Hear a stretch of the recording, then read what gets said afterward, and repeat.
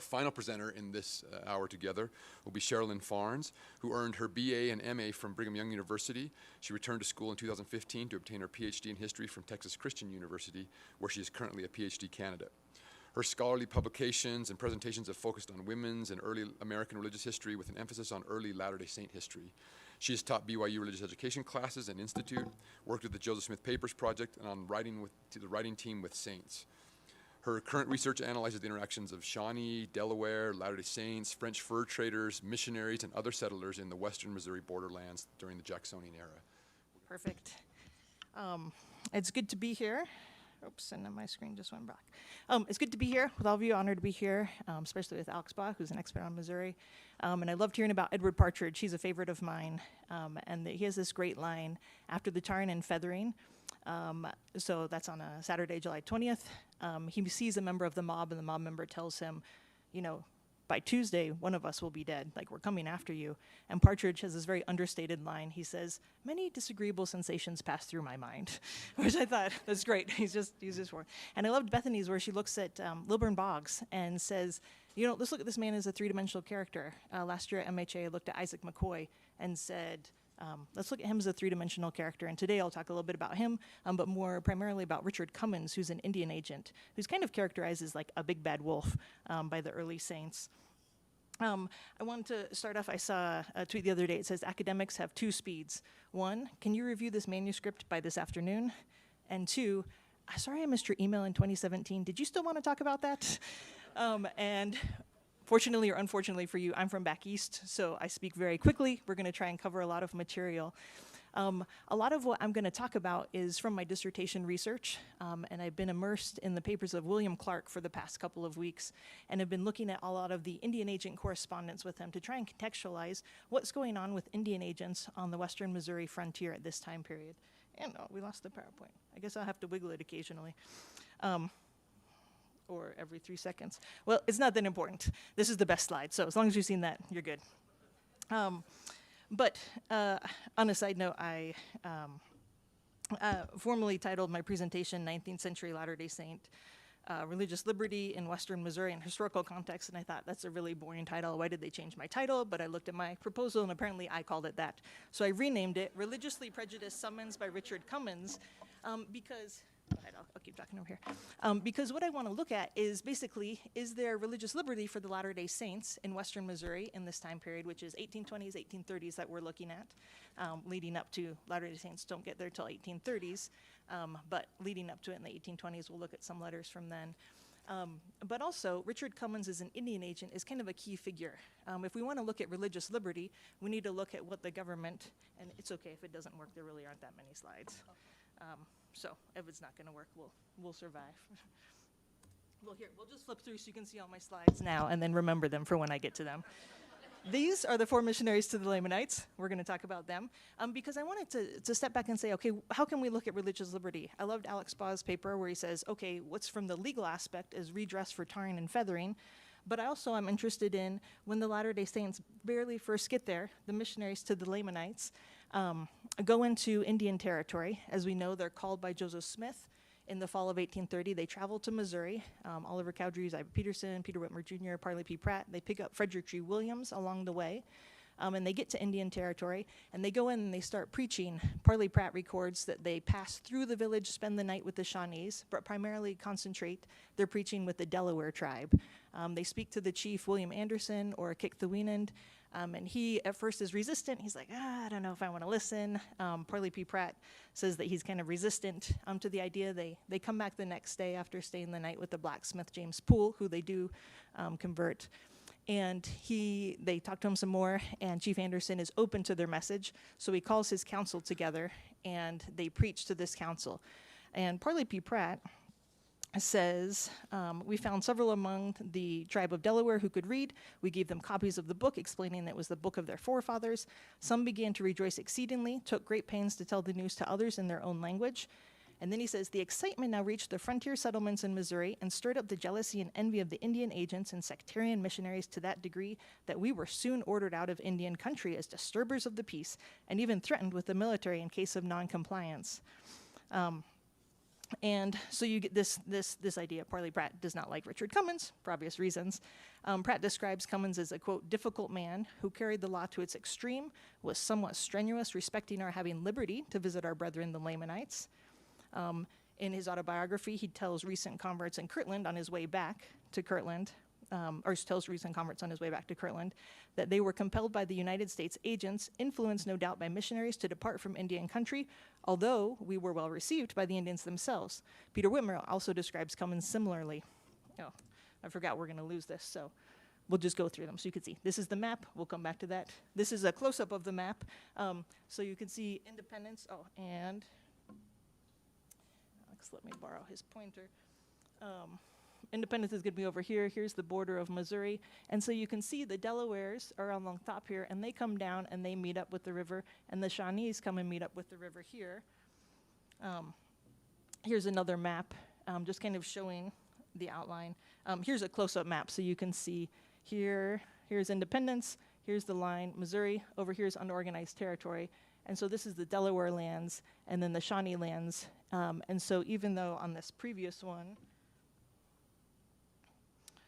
you can see that they're actually quite large, Delaware and Shawnee. They live right in this little section, so it's easy to go back and forth between the Delaware and the Shawnee. And then we'll get to that in a minute. So we have Richard Cummins. Peter Whitmer describes that after the missionaries had commenced their preaching to the Delawares and the tribe of the Shawnees, to our sorrow there came a man whose name was Cummins and told us that he was a man under authority. He told us that he would apprehend us up to the garrison. Essentially, I'm going to get the military to come after you. So we have this negative picture of William Cummins.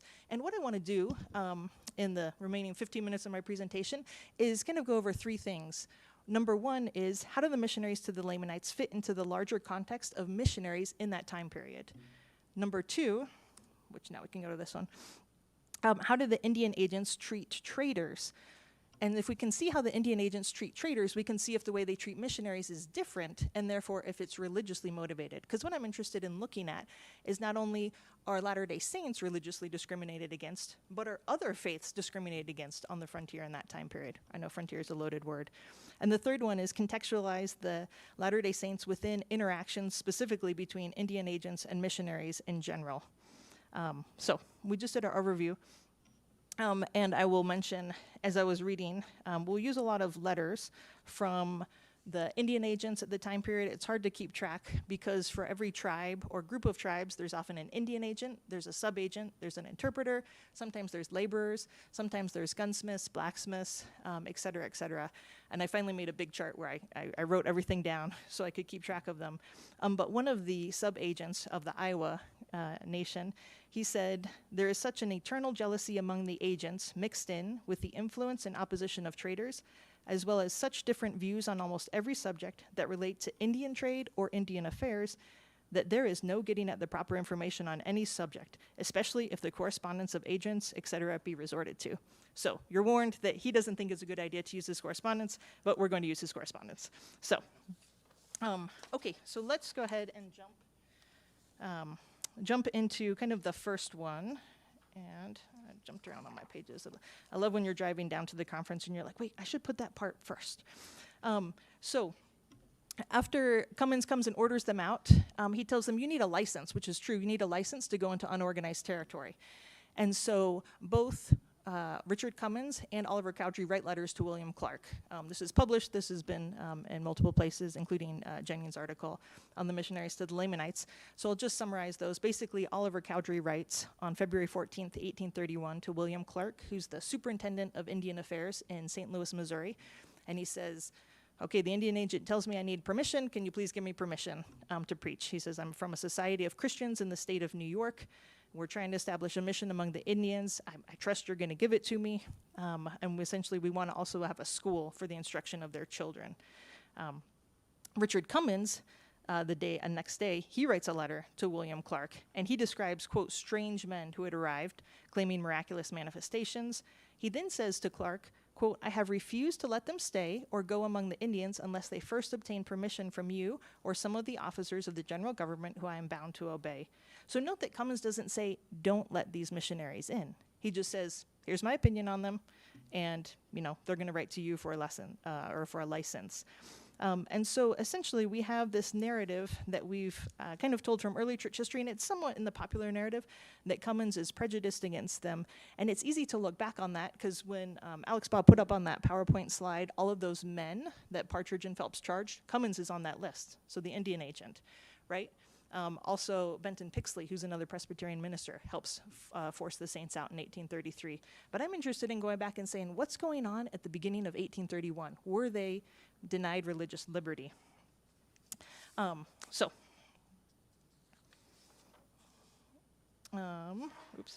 I jumped ahead of myself. So let's go back and give some context on the Latter-day Saints, on the missionaries in general, and what's going on with missionaries in general. And so just kind of a review, with missionaries at this time period, the missionaries' goal of the United States government, they gave money to various missionary groups to, quote, civilize the Native Americans. They said, we'll give you money to go in if you're willing to set up a school to make American Indians live the way that white Americans live. And so the government is invested in having missionaries that will do that.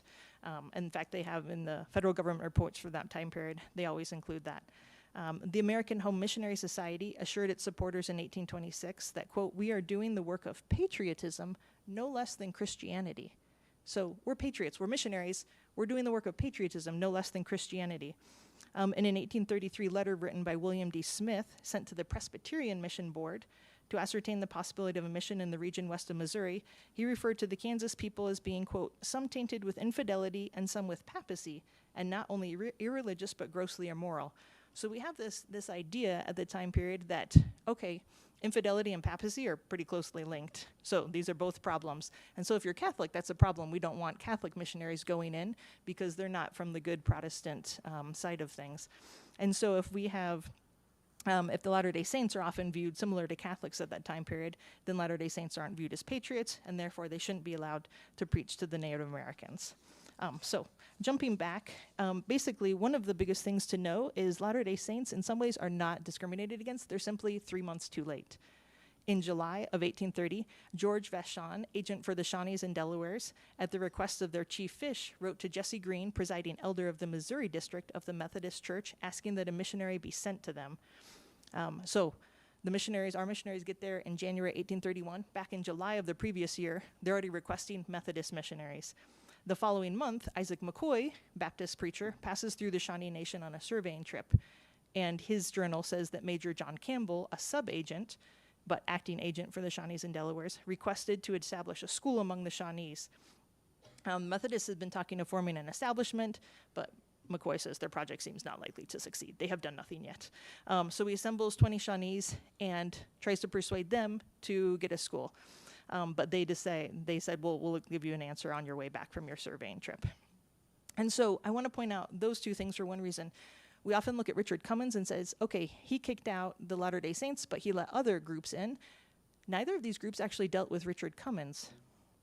Okay, so the Baptists, the Methodists worked with George Vashon, and then the Baptists worked with John Campbell. So that's one difference that I think is helpful to see. Cummins is a Methodist, and so he's helpful to the Methodists. Eventually. In September 1830, the Missouri Conference of the Methodist Episcopal Church met in St. Louis, and they organized a missionary society and start sending missionaries out. Interestingly, that's almost to the week, the exact same time that Joseph Smith receives the revelation to send missionaries to the Lamanite. They're just a few states closer, and so the Methodists get there first, and they've already been requested. In November, on his way back from his surveying trip, McCoy stops by the Shawnee again, and he says, okay, can I set up a mission here with you? And he finds out the Methodists have taken two of the bands, they called them, that he wanted to have, and so they've already setting up Methodist missions among those bands. And so McCoy essentially says, oh, you already have a mission in that band, I won't come and set up another mission. So there's this kind of respect among the missionaries of, if you're setting up a mission in this area, I'm not going to come in and set up a mission right on top of you.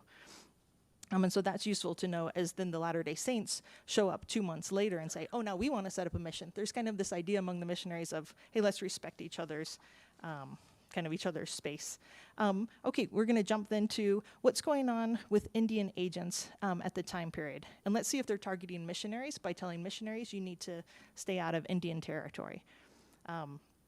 We have a letter from Richard Cummins written just a few weeks before he wrote about the Latter-day Saints, and he's writing to General William Clark. So this is 20th January, 1831. He says, "Sir, I have to report the following persons." And you kind of get this sense, it makes me think of my teenage niece who's maybe babysitting, and she's like, I don't really have power to discipline, but I'm going to tell mom and dad. And so you kind of hear this undertone in these agents and subagents' letters. He says, "Sir, I have to report the following persons who have been transgressors on the Indian land within my agency, which took place about the last of September and the 1st of October last." And then he kind of excuses himself. "I was on my journey at St. Louis performing my official duty, but from the best information I can obtain, the following persons in small companies were all engaged in hunting bees and honey." And then he lists all their names. And then he says, "I'm not certain that I have proof of all of these people, but so-and-so saw them and so-and-so saw them." And then he essentially says, "I don't have the power to force them off, but I told them to get off, but I can't really do much about it." John Doherty, who's an Indian agent up at Camp Leavenworth, writes a similar letter. And he describes a man, this is 13th February, 1831. So the same week that Oliver Cowdery is petitioning, these other Indian agents are petitioning to say, hey, we've got all these people coming onto Indian territory, and we're trying to get them out, and we can't get them out. And so you get this sense of frustration that they're like, oh, here comes somebody else. We've got to kick them out of Indian territory. And he describes a man named Richard Chance, who's encamped, has hogs, cattle, and domestic animals, such with furniture and cooking utensils, quote, as would induce a belief that he intended to make a permanent location. So Doherty tells him, please, you got to get out of here. You need to leave. A month later, Doherty writes again, and he kind of complains, and he says, should the commanding officer, so kind of punting it to the military, if the military is not going to come in and get these white Americans out of the Indian territory, he says, and they be suffered to remain, it may result in a difficulty between the Indians who are in the habit of hunting in that area. It says, should these men, quote again, should these men be permitted to remain, it would be at least a tacit license to others to remove and settle in that country. And I apprehend that the number desirous to settle there is not small. In as short time as possible, the country would be filled with white settlers. Andrew Hughes, who's the Iowa subagent, also has opinions about those who are coming in illegally, as well as traders who are coming in legally. He says, my opinion is clearly that every man, trader or otherwise, who do not deport himself right ought to be sent out of the country. And who can judge, again, coming back to, okay, hey, I'm the agent, I don't have much power, but I wish I did. Who can judge more certainly and impartially than the agent who lives with the Indians? But it seems that the traders of the company hold in the utmost contempt the powers of the Indian company. And then he says, essentially, I'll write again soon. And so you see these letters coming over and over and over again. And in another letter, about 4 months later, so this is October 1831, he complains that as Indian agents, they have to appeal to the superintendent. And so essentially, we can't really do anything. He says, for all violations of the laws from the highest to the lowest grade of offices, even down to the value of a goose, the agents are required to report to the superintendent. And the superintendent will call the Secretary of War, et cetera, et cetera. And he says, all these operations require much time during which the agent is pointed at and his powers, as well as that of the government, is laughed into scorn by Indians and traders. And then lastly, Andrew Hughes, again, of the Iowa Subagency, in the end of 1831 says to William Clark, I have neither power to grant or revoke licenses. Consequently, I have but little to do. Had I the power, those gentlemen should have been checked. So you see this attitude, and you got to remember, right? So Sidney Gilbert in the Revelation to go to Missouri, the Lord through Joseph Smith tells him, get a license to trade with the Indians. So not only are they trying to go in as missionaries, but they're trying to go in as Indian traders, which causes some animosity as well from the people at the time period. And last couple minutes, I want to touch on record of Indian agent interactions with other missionaries. And hopefully this is helping to contextualize where do we fit in this bigger picture, are religious liberties of Latter-day Saints being infringed upon, of missionaries in general. Washington Irving's nephew named John Irving meets a subagent named Marston Clark, who's a cousin of William Clark, of Lewis and Clark fame, in Independence in 1832. And according to Irving, Marston Clark hated clergymen, supposedly the only class of people on earth whom Marston Clark really hated. William D. Smith, a Presbyterian pastor, described Clark as an open and avowed infidel, a foul-mouthed man of inordinate self-conceit, and of course of very little mind. As might be expected of such a man, he is at heart opposed to all religious instruction and expresses himself as having no confidence in schools or any attempt to civilize the Indians. Marston Clark himself wrote a letter in 1833 in which he criticized missionaries in general for, quote, their petitions and applications for privileges and patronage. So you kind of see this attitude, first of all, lots of attitudes, depending on the Indian agent or subagent you talk to. Some are willing to work with the Latter-day Saints. And there's a whole fascinating kind of byplay where the missionaries themselves get into fights, so much so that in 1834, the Shawnee actually write to the federal government and say, can you please just get rid of all of the missionaries? We don't want Baptists, we don't want Methodists, we don't want any of them, because they're fighting so much amongst themselves. And the different Indian agents, for instance, Richard Cummins is Methodist, so he starts working with Thomas Johnson, a Methodist minister, to kind of get more power over the Shawnee. But Isaac McCoy is working with with the Indian agents and subagents that support him. And so we have this real political and factional struggle that's tied up religiously as well, which we didn't have time to get in all of that. Benton Pixley is a Presbyterian minister that also comes into the picture. He had to leave his mission down on the Neosho River because of a conflict with the Indian agent. So we see conflicts all over the place. So in conclusion, let me jump to the last page here. We have one more piece of information that's useful. Even if Richard Cummins is the one that's kind of protesting, we have a letter from a Quaker in 1837 in which Richard Cummins, he criticizes Cummins for saying, hey, he won't let me come in and he won't let me preach to the Native Americans. And so all of this, I think it deserves more research. But my summary is, I feel like in many ways, the Latter-day Saints are not necessarily religiously discriminated against for being kicked out of Indian territory because they fit into the larger picture of religious liberty of Western Missouri borderlands in the Jacksonian era. Thank you.